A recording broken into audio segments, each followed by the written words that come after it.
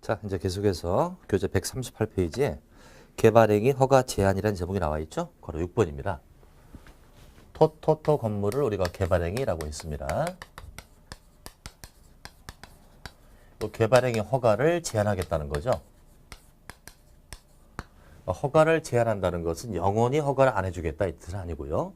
일정 사유가 있기 때문에 일정 기간을 제한하겠다. 그래서 가장 중요한 건 그 기간이 중요합니다. 기간의 중요도를 갖자. 자, 우선 제한권자부터 보죠. 국토부 시도시장군수가 허가를 제한합니다. 자, 제한자는 국토부 시도시장군수. 이 자가 누구죠? 입안자죠. 도시군 권리객 입안권자를 직급대로 풀면 국토부 시도시장군수입니다. 자, 그래서 제한자죠.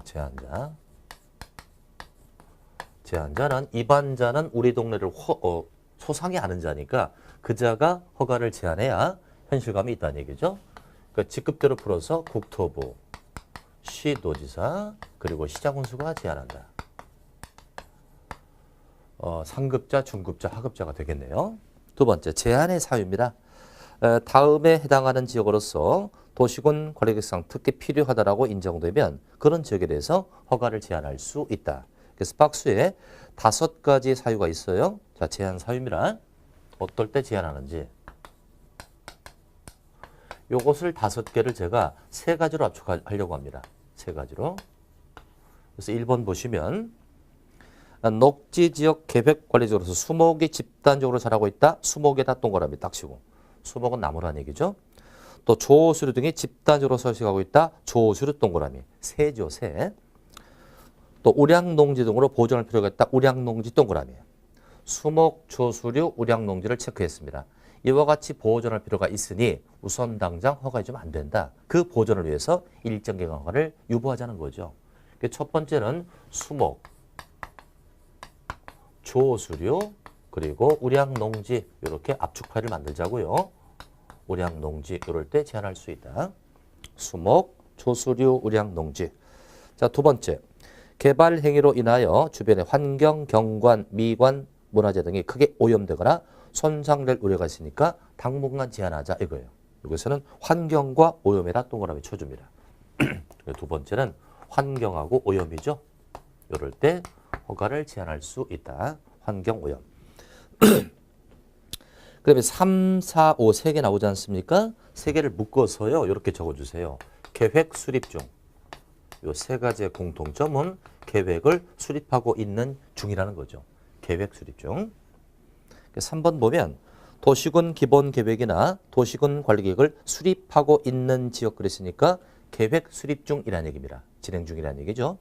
그런 지역으로서 그 도시군 기본계획이나 도시군 관리계획 결정될 경우에 용도 지역 등의 변경이 예상되고 그에 따라 허가의 기준이 크게 달라질 것으로 예상됩니다.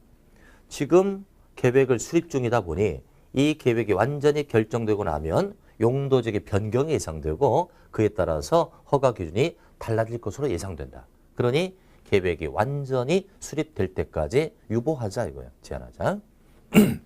네 번째, 지구 단위 계획구역으로 지정됐다. 자, 지구 단위 계획구역 정했다. 거기다 화살표 딱 치고요. 자, 지구 단위 계획구역이 정되면 우리가 지난번에 배웠죠. 지구 단위 계획이 따라 나올 겁니다. 자, 지구 단위 계획구역이 정됐으니까 맞바로 지구 단위 계획이 수립될 겁니다. 이것도 지구 단위 계획 수립 중이라고 봐야죠. 지구 단위 계획 구역이 정됐다면 맞바로 지구 단위 계획이 수립 중일 테니까 이것도 계획 수립 중이라 볼 수 있다. 5번째, 기반시설 부담 구역이 정됐다. 이건 좀 이따 배웁니다. 그것도 화살표 주고요. 기반시설 부담 구역이 정되면 계획이 따라 나오는데 그게 바로 기반시설 설치 계획에 따라 나오게 되어 있습니다. 이것도 기반시설 설치 계획 수립 중이라고 봐야죠. 다시 한번. 기반시설 부담구역이 정되면 자세한 건 좀 이따 배워요. 맞바로 기반시설 설치 계획이라는 게 있고 이것을 수립해 줘야 합니다. 따라서 3, 4, 5를 묶었을 때 계획 수립 중이라 볼 수 있죠. 그 계획이 완전히 수립될 때까지 유보하자 이겁니다. 그래서 앞으로 제한의 사유는 수목, 조수류, 우량, 농지, 환경하고 오염, 그리고 계획 수립 중 이렇게 알아두시고요. 이제 3번으로 갑니다. 제한 기간, 이게 가장 중요하다고 그랬죠? 자, 원칙부터 봅니다. 중앙도시계획이나 지방도시는 심의를 거쳐서 한 차례 3년의 기간 동안 허가를 제한할 수 있다. 허가를 제한할 때 심의를 거친다는 거예요. 심의.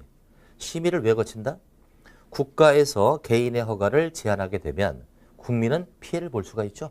그럼 공법에서는 국민에게 피해를 줄 소지가 있는 이런 행위를 할 때는 객관성을 담보를 삼아야죠. 객관성과 공정성이 필요한 겁니다. 그걸 위해서 심사를 받게 하는 거예요. 심의를 거쳐서 허가를 제한할 수 있고 기간은 한 차례 3년 이내라고 되어 있습니다. 그러나 2번 제한 사유 아까 5개 있었죠. 그중에 3부터 5까지 이건 계획 수립중이었습니다. 그런 지역에 대해서는 중앙이나 지방 도시는 심의를 거치지 않고 한 차례 2년 이내 기간을 연장할 수 있다고 되어 있습니다. 자, 그러니까 제한의 기간을 쓰면 요것은 1회 3년 이내 제한할 수 있다. 그런데 계획 수립 중일 때는 1회 3년 이내 제한할 수 있고 뭘 연장할 수 있다? 2년 이내 연장도 할 수 있다. 그리고 연장이 가능한 경우는 계획 수립 중인 3, 4, 5 요 세 가지 경우. 따라서 수목 초수를 오량 농지랄지 환경 오염에 제한을 할 때는 최장 몇 년 제한할 수 있다? 3년, 최장 3년. 계획 수립 중일 때는 최장 몇 년? 3회 2년이니까 5년을 제한할 수 있는 겁니다. 자, 그렇다면 환경과 오염이랄지 수목 조수로 같은 경우는 1회 3년 이내니까 2년도 할 수 있고 3년도 할 수 있는 거죠. 최장은 3년이고요. 계획 수립 중일 때는 최장 5년까지 가능하다. 연장할 수 있으니까. 그렇다면 연장은 말이죠. 1번과 2번의 경우는 연장이 되지 않아요. 계획 수립 중일 때만 연장할 수 있습니다. 왜 그러냐면 자, 계획 수립 중일 때 1회 3년 이내 제한을 했습니다.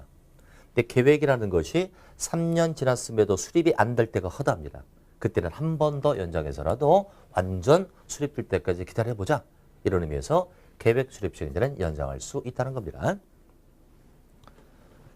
자, 이제 제한 절차 4번 봅니다. 개발 행위 허가를 제한하는 자가 국토부 장관이라면 중앙도시는 심의를 거치고 시도나 시장 운수가 제한한다면 지자체에 설치된 지방도시는 심의를 거친다. 또 허가를 제한하려는 자가 국토부 장관 또는 시도지사입니다. 자, 제한자가 국토부, 시도, 시장 운수였는데 제한자가 만약에 국토부나 시도지사입니다. 상급자나 중간직급이 허가를 제한한다면 그 동네를 잘 알고 있는 하급자, 시장 운수 의견을 들어주자는 거예요. 이렇게. 그래서 다시 한번 허가를 제한하려는 자가 국토부 장관이나 시, 도지사, 즉 상급자나 중간직급입니다. 이때는 심의 전에, 심의 받기 전에 그 지역을 관할하는 시장 운수의 의견을 듣도록 되어 있다는 거죠. 자, 그래서 절차를 잠깐 정리하면 허가를 제한할 때는 심의를 거친다.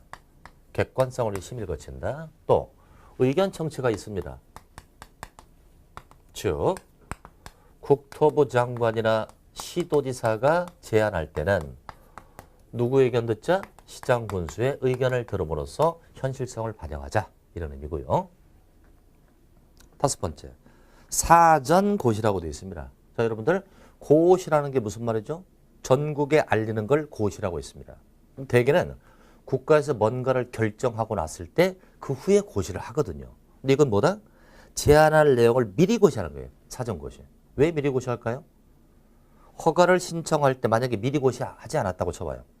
그럼 허가를 신청할 때 여러 자료를 어렵사리 서류랄지 도면을 만들어서 허가를 신청했어요. 근데 허가를 신청했더니 허가권자가 여기는 허가를 지금 제한한 지역이다라고 한다면 그간에 했던 고생이 헛고생이 되죠. 그래서 헛고생하는 걸 막기 위해서 미리 알려주는 거예요.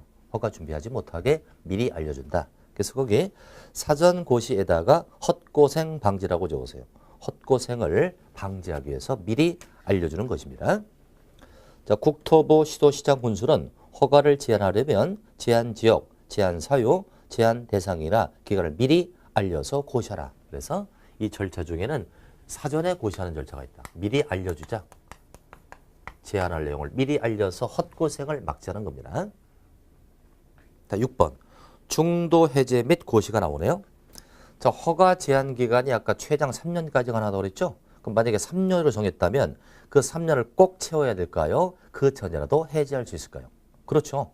사유가 있다면 해지할 수 있을 겁니다. 그게 6번인데요. 개발행위 허가를 제한하기 위해서 개발행위 허가 제한제 등을 고시한 국토부 장관, 시도지 장관들은 해당 지역에서 개발행위를 제한할 사유가 없어졌다고 합니다. 제한 사유가 없어졌어요. 그때는 기간이 끝나기 전이라도 지체 없이 허가 제한을 해제하여야 한다. 하여야 한다는 줄 쳐놓으세요. 사유가 없어지면 반드시 해제합니다.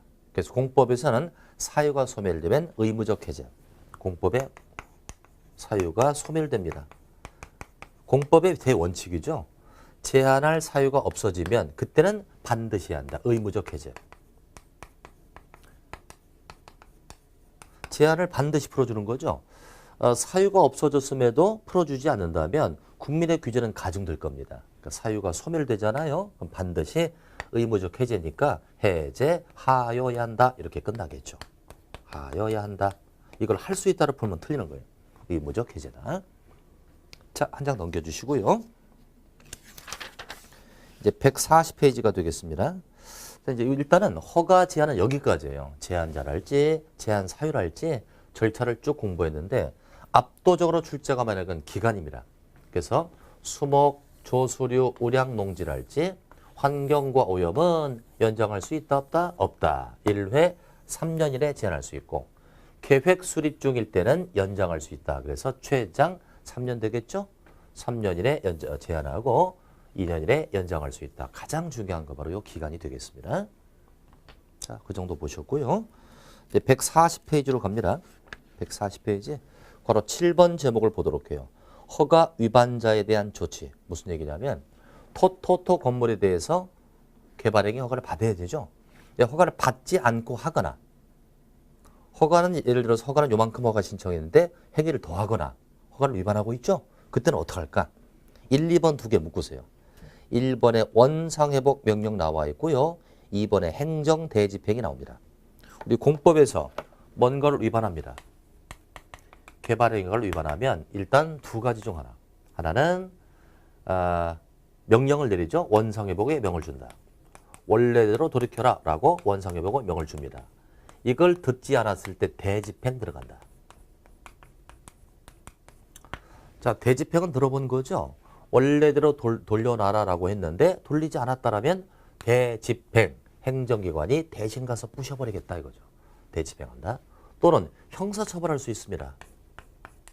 토토토 건물을 위반하게 되면 이것은 3학년 3반이죠. 3년 이하의 징역 또는 3천만 원 이하의 벌금. 이렇게 되어요. 3학년 3반이다. 이렇게 두 가지 중 하나입니다. 그래서 1, 2번을 묶어주면 공법에서 뭔가를 위반하면 2단계로 가는 거죠. 원상회복 명령을 주고 대집행 들어갑니다. 자, 1번부터 보시죠. 개발 행위 허가를 받지 않고 행위를 하거나 허가 내용과 다르게 행위를 했다면 그때는 첫 번째 원상회복 명령을 줍니다. 원래대로 돌이켜 원상회복 명령을 준다. 근데 2번 원상회복 명을 받은 자가 원상회복을 하지 않는다면 행정대집행법에 따른 행정대집행에 따라 원상회복할 수 있으니 대집행하겠다는 얘기죠. 행정청이 대신 가서 원상회복을 시키겠다. 자, 이때 대집행에 필요한 비용, 대집행을 행정청이 직접 하지는 않을 거예요. 용역업자 불러다 대신 시킬 겁니다. 그때 용역비 발생하죠. 그 용역비는 뭘 쓸 수 있다? 아까 예치에 쓰던 이행보증금 있죠? 이걸로 쓸 수가 있다는 거예요. 그래서 이 경우에 행정대집행에 필요한 비용은 허가를 받은 자가 예치한 이행보증금을 사용할 수 있다는 거예요. 근데 그거 쓰고도 남는 게 있다면 돌려주는 거죠. 사용 후 잔액이 있을 때는 즉시 예치자에게 반환하도록 돼 있다는 겁니다. 그래서 허가를 위반하게 되면 2단계로 가죠. 원상회복을 주거나 대집행할 수 있고요. 아니면 처벌할 수 있다고요. 그 처벌이 3번에 나와 있죠. 벌칙은 3년 이하의 징역 또는 3천만 원의 벌금이다. 밑줄 딱 쳐놓으세요. 3 이렇습니다. 3학년 3반 이렇게. 자, 이렇게 해서 이제 공의를 준공 검사 나오죠. 이제 토토토 건물에 대하여 허가를 받아서 공사가 다 끝나면 허가권자인 6인은 제대로 잘 끝났나 확인을 해주는 겁니다. 이게 바로 준공 검사죠. 그래서 원칙 보시면 건축물의 건축, 공동물의 설치, 토지 형질 변경, 토속 채취에 대한 개발 행위 허가를 받은 자는 그 행위를 마치면 유기인에게 준공검사를 받습니다. 허가도 유기인이 했으니까 확인도 유기인이 해야죠. 유기인의 준공검사를 받고 사업은 맞춰주게 되는 겁니다. 자, 그 정도 보시고요. 이제 오른쪽 페이지 갑니다. 141페이지 보시면 03번에 개발 행위에 따르는 공공시설 규속이 나오는데 이건 심화 과정 다음 단계에서 학습을 하도록 할 겁니다. 자, 넘겨주시고요. 이번 과정은 기본적 내용을 위주로 정리할 거예요. 자, 142페이지죠. 제2절 제목이 나옵니다. 제2절 개발 행위에 따른 기반시설 설치 거기다 별표 하나 딱 쳐놓으세요. 이 부분도 거의 매년 문제가 나온다라고 볼 수 있는데 개략적인 내용을 좀 정리를 하고요.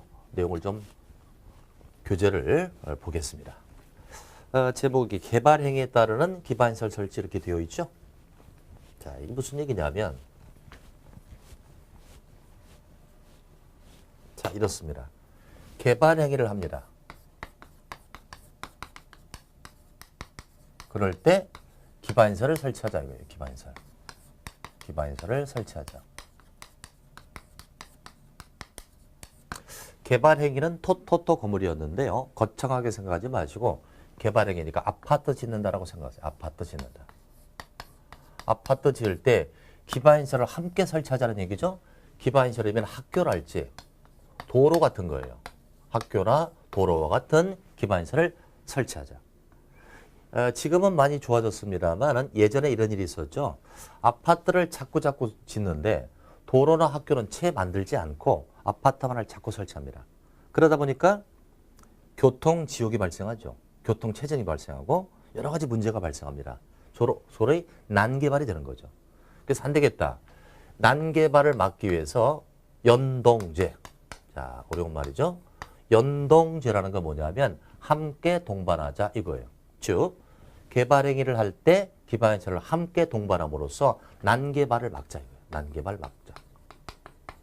난개발을 막기 위해 개발 행위할 때 기반시설을 함께 따라 붙여달라 이거예요. 이것을 기반시설 연동제라고 하는데 이 연동제의 취지하에 우리 국토법률에는 두 가지 제도가 있습니다.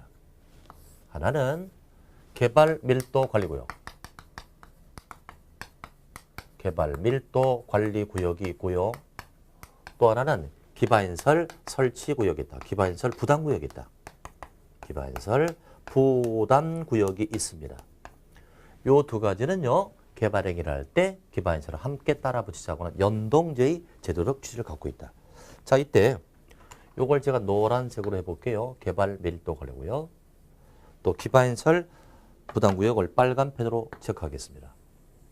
자, 이제 개발 밀도 관리 구역 하면은 느낌상 규제를 완화할 것 같습니까? 강화할 것 같습니까? 개발의 밀도를 관리하자 그랬으니까 규제를 뭔가 좀 강화할 듯한 느낌이 나죠. 그래서 앞으로 개발 밀도 관리 구역 하면은 서울의 광화문을 떠올자.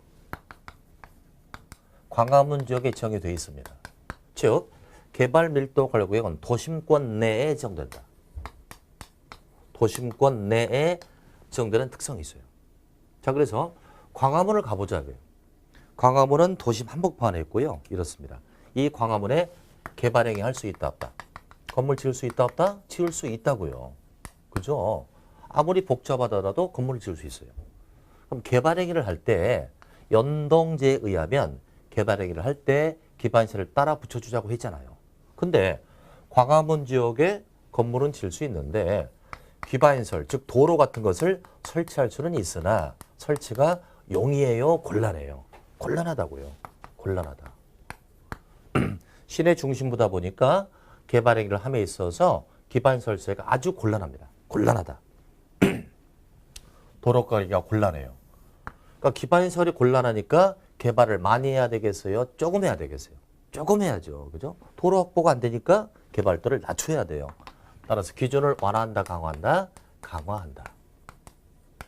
즉 건폐율과 용적률을 강화합니다. 특히 용적률은 최대 50%까지 강화합니다. 용적률은 높이 개념이기 때문에 이 개발 밀도 관리구역이 지정되면 원칙은 만약에 20층이 가능했다면 50%니까 10층까지밖에 못 준다 이거예요. 그래서 기준을 강화해 줍니다. 그러면 개발 밀도 관리구역은 지정을 누가 할까? 지정은 이것은 6인이 정한다. 6인이 정하는데 지정의 장소는요. 중심부라고 했기 때문에 우리 도시적을 나눠보면 주, 상, 공, 녹으로 나눕니다. 그중에 중심부에 해당되는 주거지역이랄지 상업지역이랄지 공업지역을 그 대상으로 하고 있다. 그러나 녹지지역은 X입니다. 변두리 녹지지역은 정할 수가 없다. 녹지지역은 X. 요거 이상 공부할 게 없습니다. 그래서 개발 밀도 관리구역은 시내 중심부에 개발을 할 수 있지만 도로 관리가 곤란해. 그러니까 건물을 낮춰야 되니까 기준을 강화해야 되겠다. 건폐율과 용적률을 강화하는데 높이 쪽을 반 정도 확 줄입니다. 또 지정의 대상은 중심부니까 주거, 상업, 공업은 됩니다만 녹지역은 대상이 될 수 없다. 그래서 어떻게 외우자? 기준을 강화하죠. 광화문 지역이 정됐다고요. 그래서 강화 이렇게 기억해 주면 빠릅니다. 광화문 지역이다. 강화 이렇게. 그래서 일단 요 구역의 취지는 기반시설이 곤란하니까 개발도를 낮추자 이거예요. 낮추니까 기준을 강화해야 되겠다 이 뜻이죠.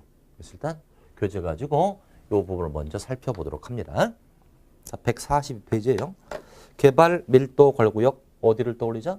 광화문을 떠올리자. 의부터 봅니다.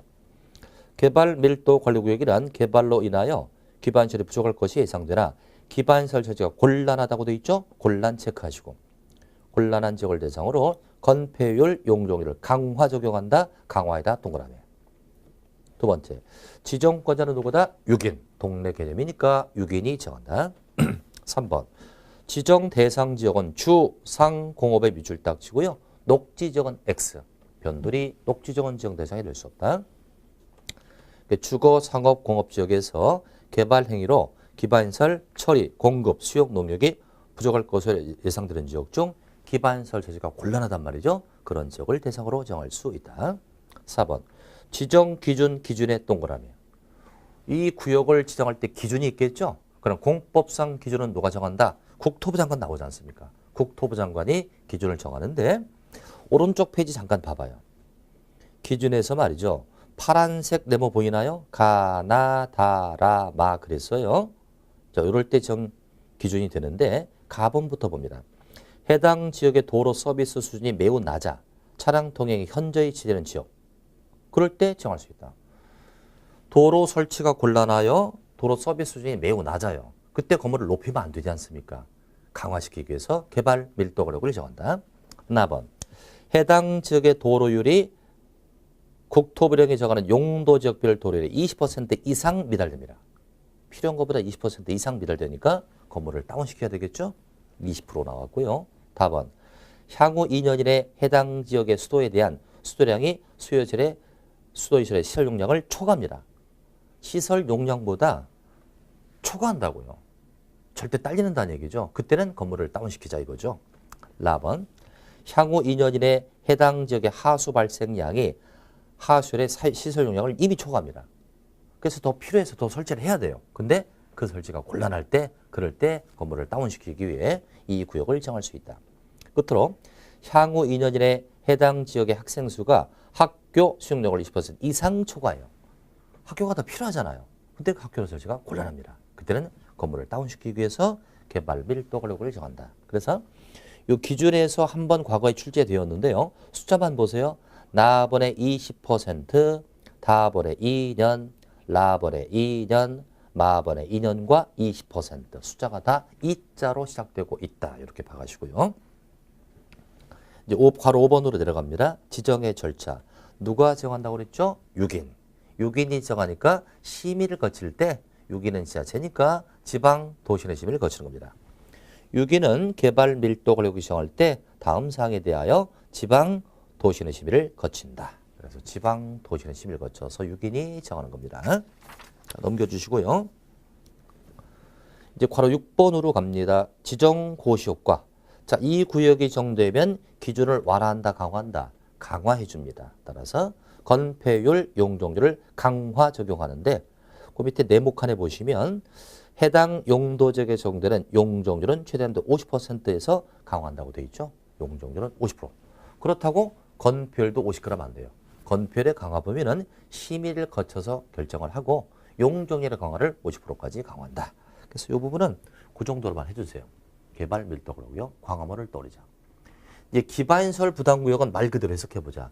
기반시설이니까 도로 같은 거죠. 이걸 부담시키겠다 이거예요. 누구에게? 사업 시행자에게. 그러니까 이 구역은 기반시설이 엄청나게 필요한 곳을 대상으로 기반시설을 설치시키겠다는 얘기니까 과연 어떤 곳이 기반시설이 필요할까? 이건 신도시 개발지로 생각하자. 신도시 개발지. 새롭게 신도시를 개발하니 엄청난 기반시설이 필요하겠다. 이것을 시행자에게 부담시키겠다 이거예요. 따라서 개발 밀도 관리구역은 도심권 내입니다만 기반시설 부담구역은 신도시 개발지니까 변두리에 주로 지정이 되겠죠. 이건 도심권 외입니다. 도심권 바깥에 지정된다. 고로 이 두 개 구역은 항시 합치될 수가 없죠. 상극이다. 서로 피해가야 합니다. 이 두 개는 지정의 장소가 중첩될 수가 없죠. 이건 중심부, 이건 변두리니까 서로 떨어져서 지정이 된다. 자, 그러면 이걸 잠시 설명하면 이렇습니다. 과거 얘기를 잠깐 해볼게요. 과거에 아파트를 지는 시행자가 있다. 사업 시행자가 있죠. 예전에 이런 제도가 없었으니까. 그럼 시행자는 허가를 받기 위해서 이제 아파트니까 사업계획 승인이거든요. 사업계획 승인을 받을 때 이게 이제 재량이 가능하니까 사업계획 승인은 승인자에게 승인을 신청합니다. 그럼 사업계획 승인자가 좋다. 여기다 도로 부지를 깔거나 학교 부지를 만들어주면 내가 승인해 줄게라고 조건을 걸어요. 이때 그럼 시행자는 좋습니다. 제가 하겠습니다. 그러겠죠. 이렇게 해놓고 나중에 실제 학교나 도로 부지를 대충 설치하죠. 그러다 보니까 체계적 설치가 되지 않았다는 거예요.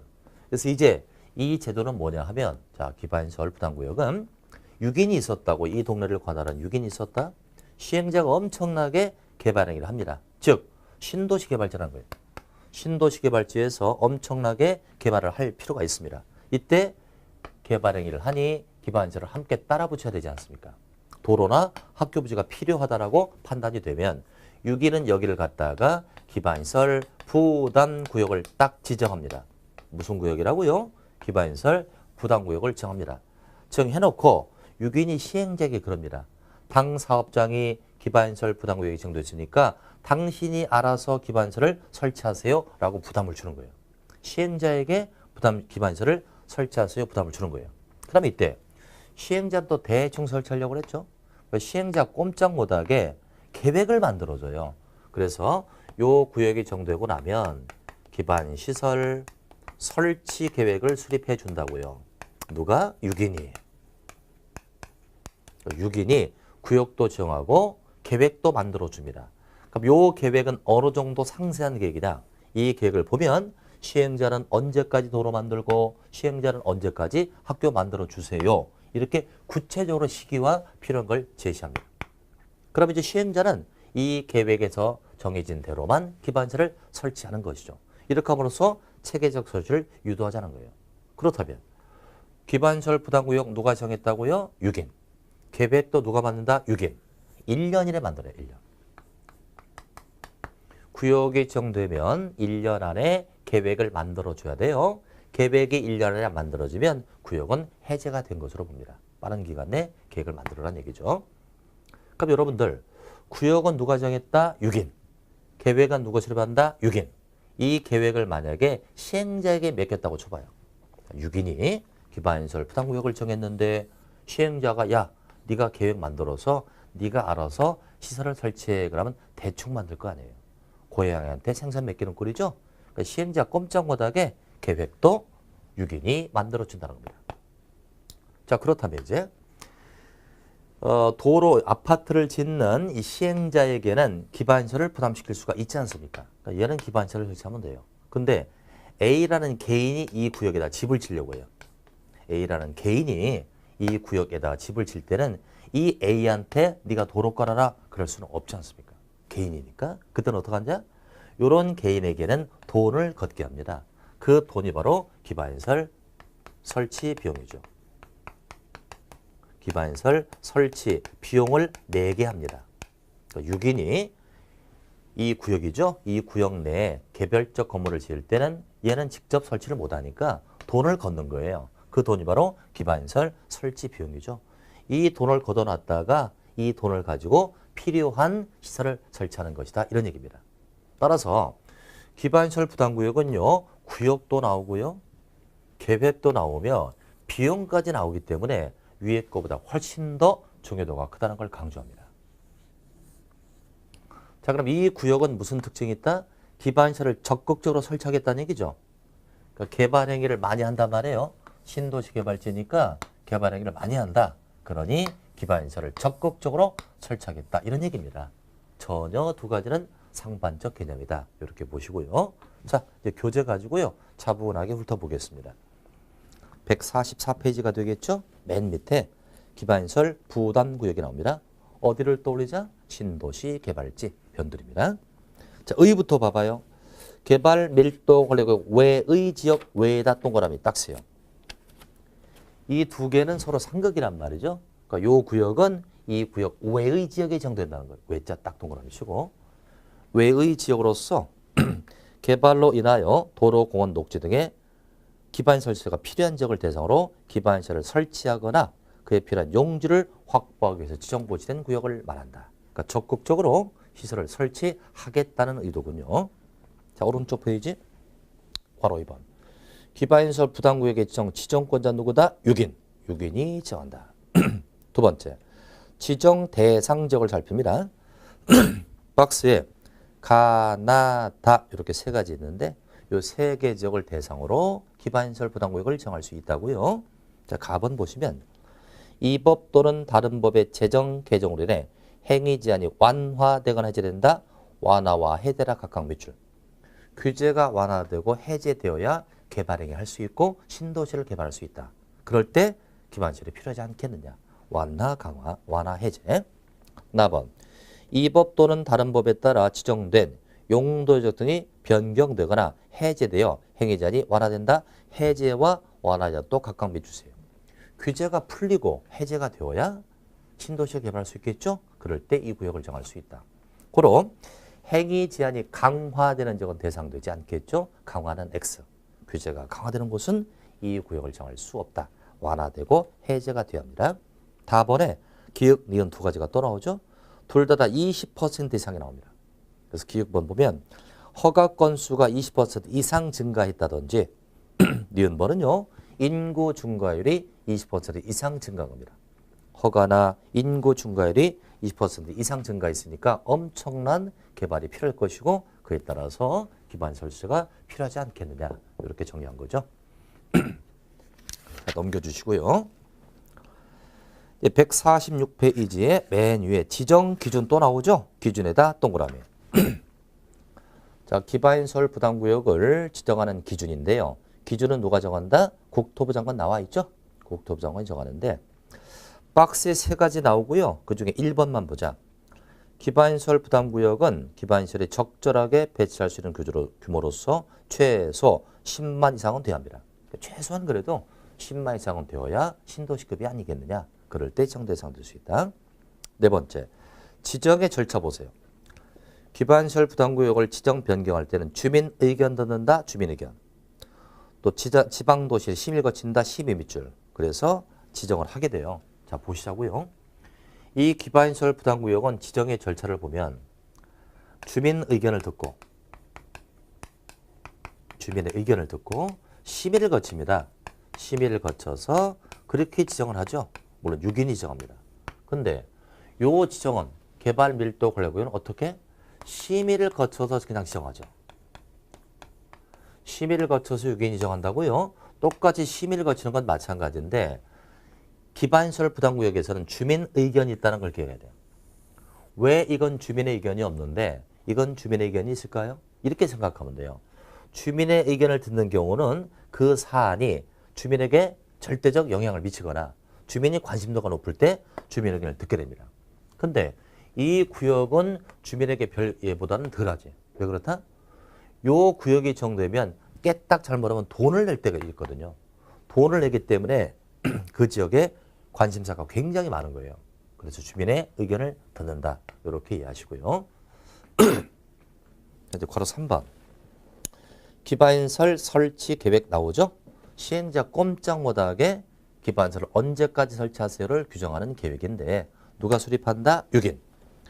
6인은 기반시설 부담구역이 정되면 기반시설 설치계획 수립해야 되고 이를 도시군 권력이 반영하라. 이것은 시행자를 꼼짝 못하게 만드는 계획이에요. 그러니까 반드시 6인이 수립을 해줍니다.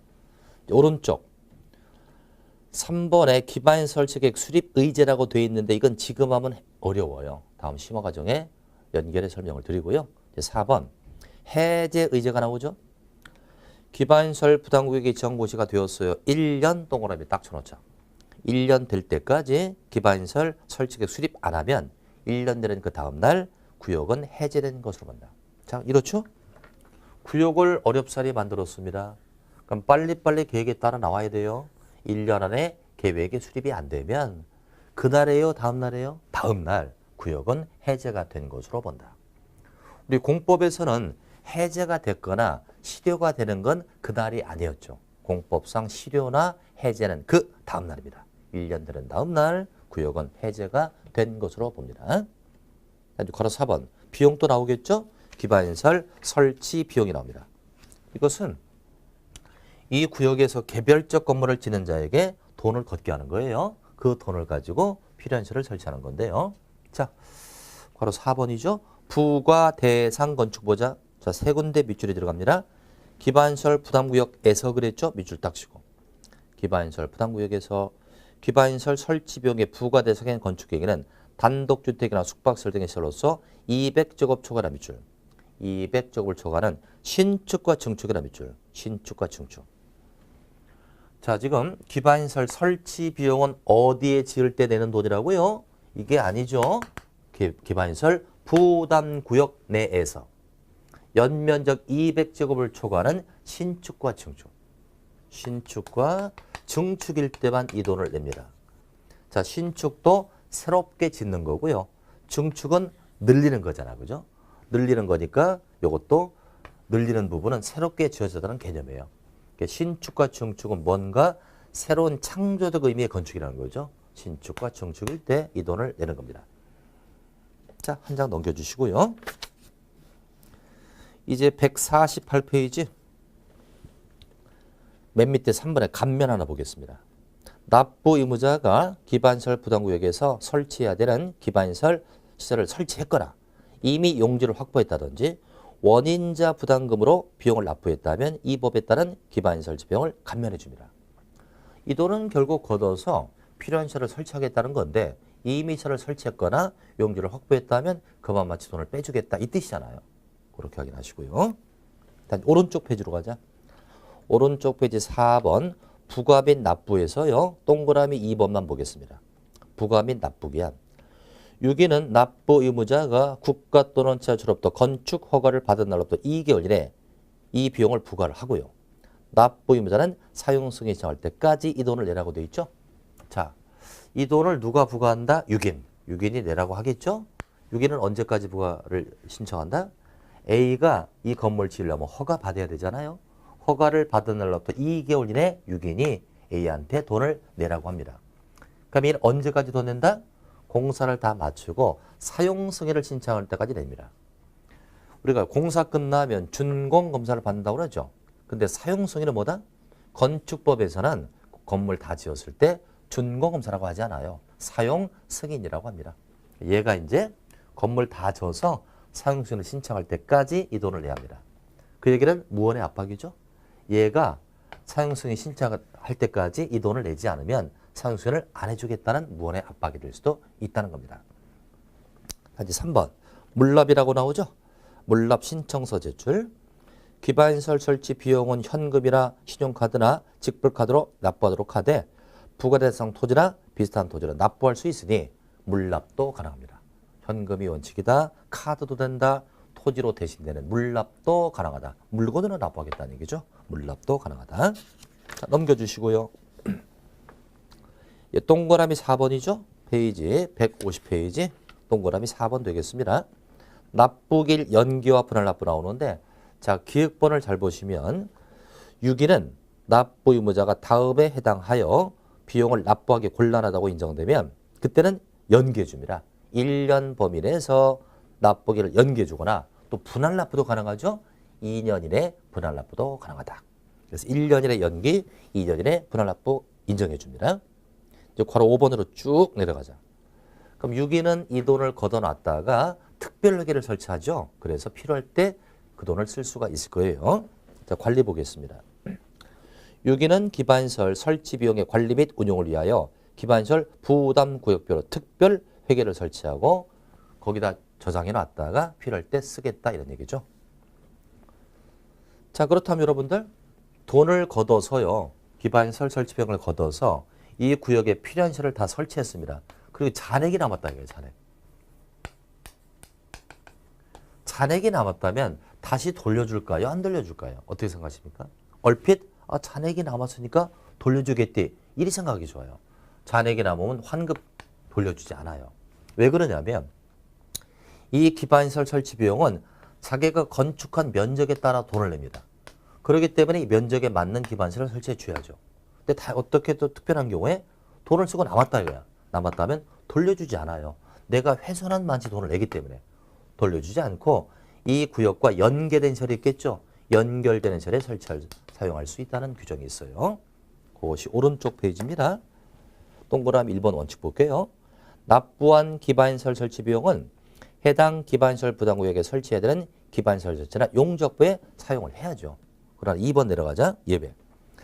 해당 기반시설 부담구역에 사용하기 곤란한 경우로서 대통령이 정한 경우 괄호 속에 보니까 잔액이 생겼다고 돼 있죠. 해당 기반시설 부담구역에 필요한 기반시설을 모두 설치하거나 용지를 확보한 후에도 잔액이 생겼다 이거예요. 그때는 어떻게 한다? 해당 기반시설 부담구역에 기반시설과 연계된 기반시설에 사용할 수 있다는 거예요. 거기다 환급 X. 잔액이 남았을 때 돌려주지 않습니다. 환급 X죠. 연계된 시설에 설치할 수 있다는 겁니다. 자, 이렇게 해서 연동제 두 가지 배운 거예요. 개발 행위를 함에 있어서 기반시설을 함께 무조건 설치하자. 이런 의미에서 개발 밀도 관리구역과 기반시설 부담구역이 있었는데 이건 광화문 중심부 기준을 강화해야 되겠고 이건 변두리니까 적극적으로 설치하겠다. 그래서 계획과 비용까지 함께 공부를 했습니다. 대단히 중요한 내용이죠. 자, 책을 쭉 넘기시면요. 페이지 155페이지가 되겠습니다. 155페이지 이제 국토법률의 마지막 파트 그 밖의 상이라고 돼 있어요. 01번에 도시계획위원회가 나오는데 이건 심의기구라고 한번 적으세요. 심의를 받는 심의기구입니다. 도시계획위원회 심의를 받는다 심의기구죠. 심사하고 의결하는 기구입니다. 그래서 국토부의 중앙도시계획회가 나와 있고요. 지자체 지방도시계획회가 나온다. 더 이상 깊게 들어가지 마시고요. 이제 한 장 넘기면 02번의 시범도시는 이번 단계 때 생략하고요. 03번에 토지 출입은 지난번에 공부를 한 겁니다. 오른쪽까지 다 공부했죠? 또 한 장 넘기시면 159페이지 보겠습니다. 158까지는 다 정리가 됐고요. 159 보면 04번에 청문이라고 나와 있죠? 이건 요번 단계는 공부 안 하는데 책을 좀 수정하겠습니다. 청문의 절차는 다음 단계 때 배워요. 청문을 해야 되는 게 박스에 1, 2, 3, 4, 4개 나와 있죠? 4번을 삭제해 주세요. 4번을 지우셔야 합니다. 왜 지우냐면 토지거래 허가 제도라는 것이 올해 초까지만 해도 우리 공법에 있었으나 내년도부터 다른 법으로 빠져나가니까 토지거래 허가는 할 필요가 없습니다. 그래서 4번에 토지거래 허가 취소 요건 삭제해 주시면 돼요. 여기까지 해서 일단 기본 과정에 국토법률을 학습을 마친 겁니다. 이제 조금 쉬었다가 새로운 법률이 나오겠죠? 도시개발법 진행을 하겠습니다.